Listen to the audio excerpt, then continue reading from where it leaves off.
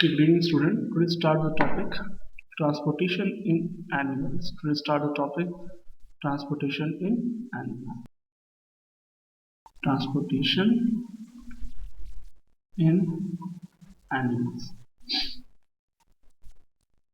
To start the topic, first we deal about that why the transportation is required in animals. We know that animals animals having complex body structure, complex body structure complex body structure, so they need transport, they need the transport of things from one part to the another part, from one part to the another part. To start the topic, we deal about the transportation in animals.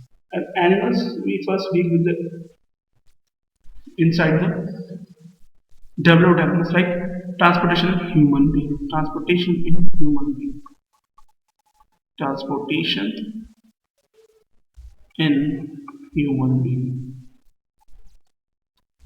To start the topic, first we need to discuss about the structure of blood, because blood is a kind of liquid connective tissue inside the human body. Inside the human body, there is a presence of human body. There is blood. There is blood, and this liquid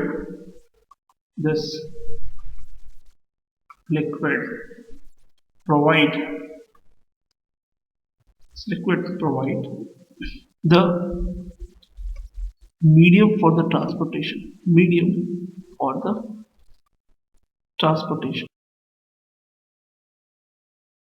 Let us start about that how the things will be transported through the blood. We know that blood is a kind of liquid connective tissue. Blood is kind of liquid connective tissue. It's a kind of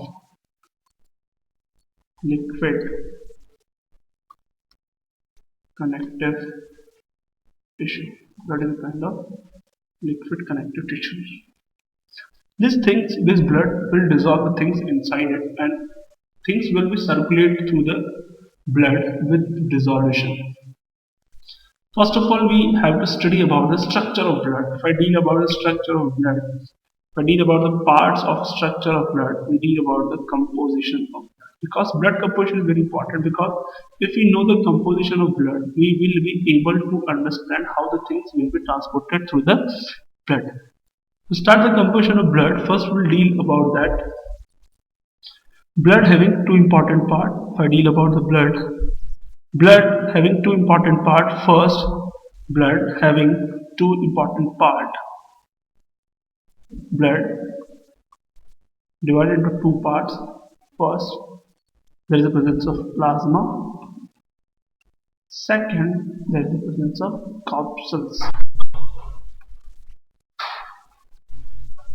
If I deal about the plasma is basically a liquid. We can simply say that plasma is a kind of liquid in which corpuscles are present in floating condition.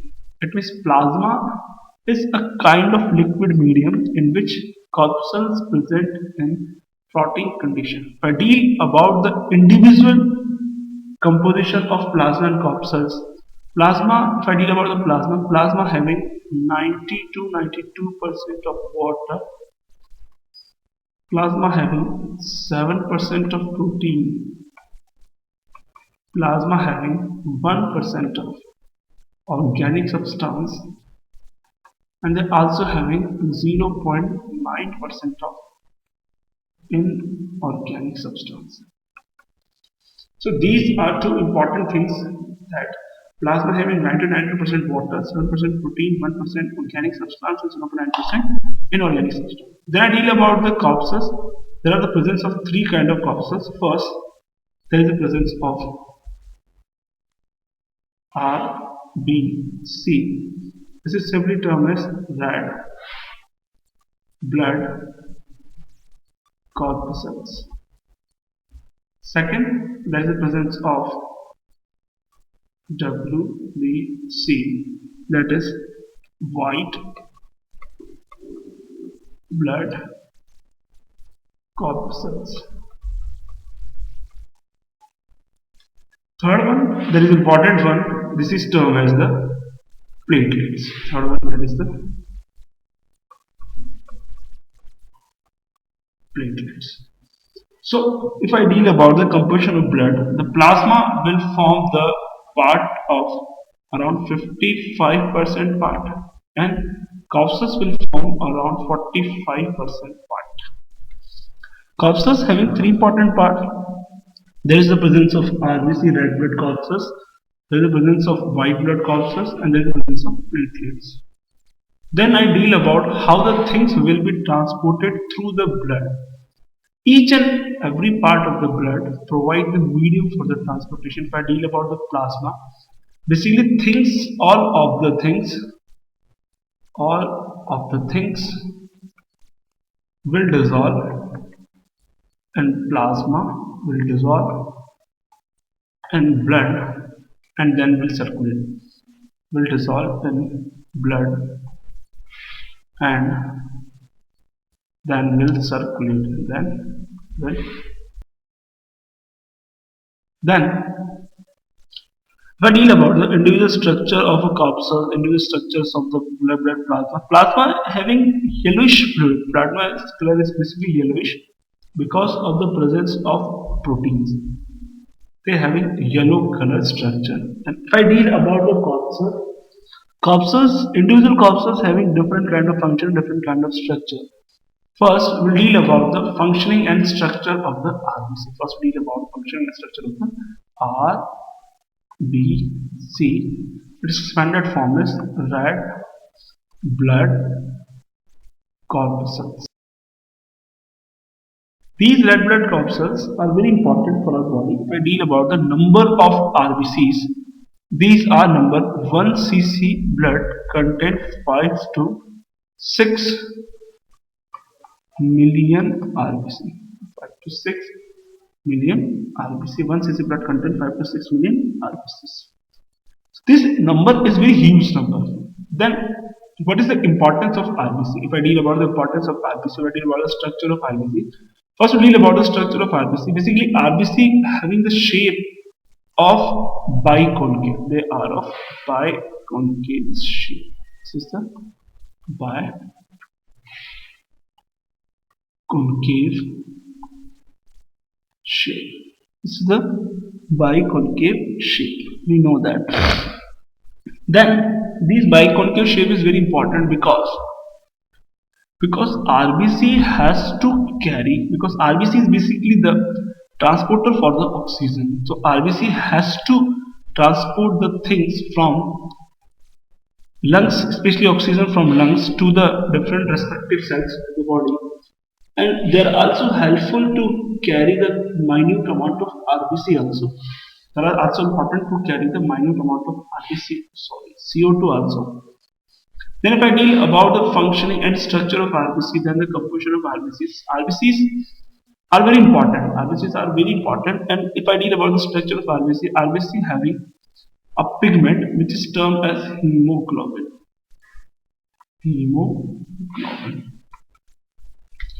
If I deal about the structure of hemoglobin, basically hemoglobin having two kind of important things. First, there is presence of heme pigment. Second, there is the presence of globin protein. So hemoglobin, this is the basic component of the hemoglobin. And basically, due to the presence of hemoglobin,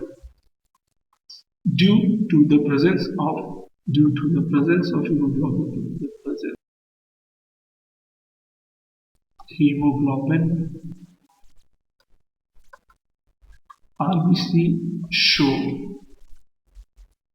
the red color.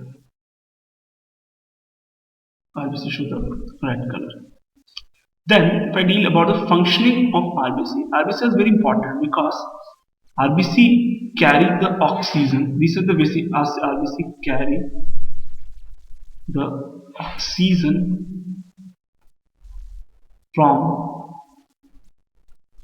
lungs to the different part. RBC carries oxygen from lungs to the different part of the body. Then, how the oxygen will be carried? We know that basically whenever oxygen will come in contact with hemoglobin, when oxygen will come in contact with hemoglobin in contact with hemoglobin, this is denoted as Hb plus O2. They will form a compound HbO2. This compound is basically oxyhemoglobin. This oxyhemoglobin is very important because our body don't have independent oxygen inside the bloodstream. The oxygen will always in the form of HbO2. These HbO2 is very important because our body will circulate the oxygen in form of HbO2. So we can say that if the RBC number, if the number of RBC, if the number of RBC get reduced, then the amount of oxygen, then the amount of oxygen will also be reduced in the body,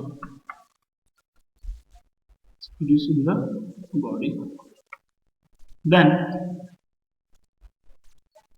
also reduced in the body. And this condition, this reduced number of RBC is basically termed as anemia. Then we'll discuss about the structure of hemoglobin. The core ion of the hemoglobin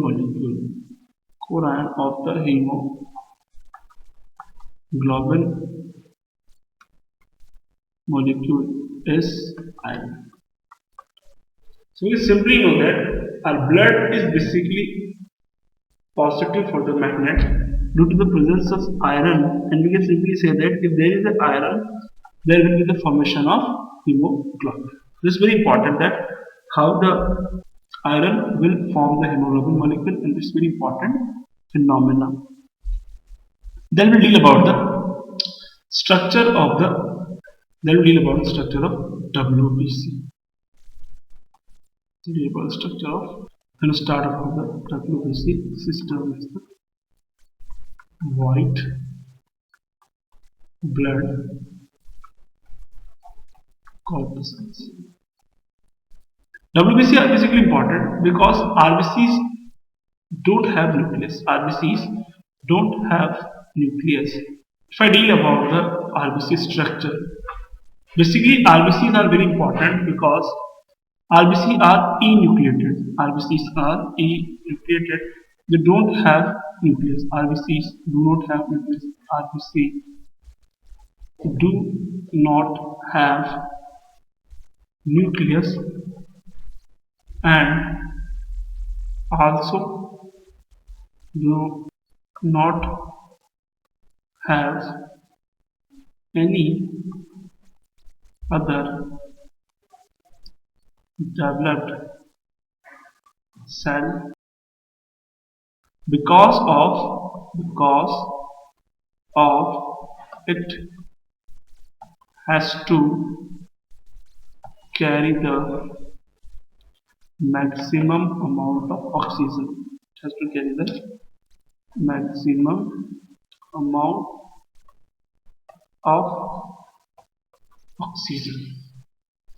Then we move to the next topic. The next topic is RBCs. The next topic is WBC. The next topic is WBC. Also, these they have nucleus, and they are basically termed as the soldiers of the body. Basically, they engulf the, microbes and you have the microbes coming from outside the body, coming from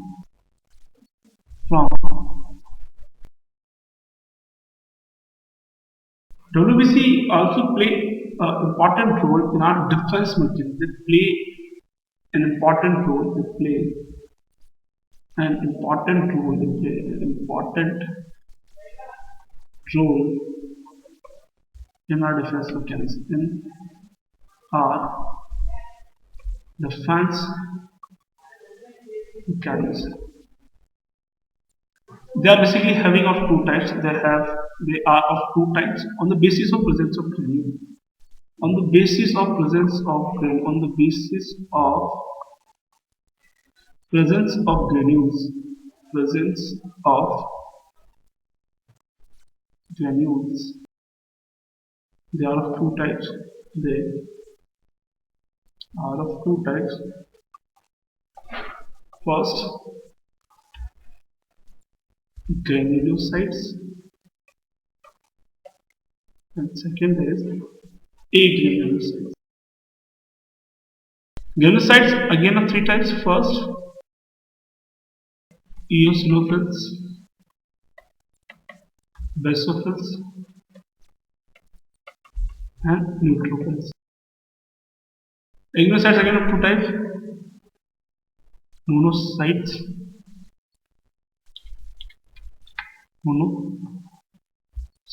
and lymphocytes. Then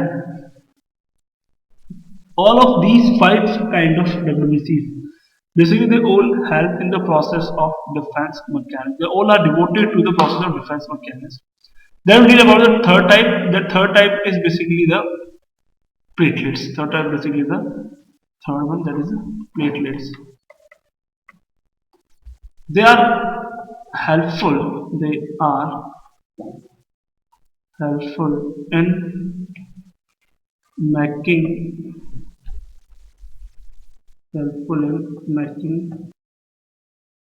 clot on the injured part. On the injured part. So we have discussed the whole kind of blood transportations material, especially blood. These blood are very important because it has to carry, especially all of the liquid, especially plasma. So we can simply say that inside the blood, the things, all of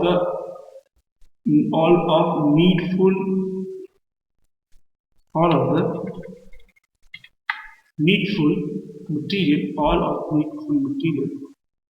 all of the needful material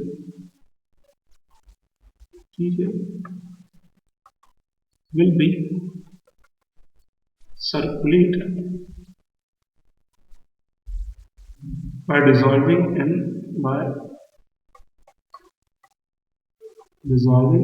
in plasma. And so that's all about the transportation of animals, minute discussion about the blood and all of kind of things. So okay, thank you, student.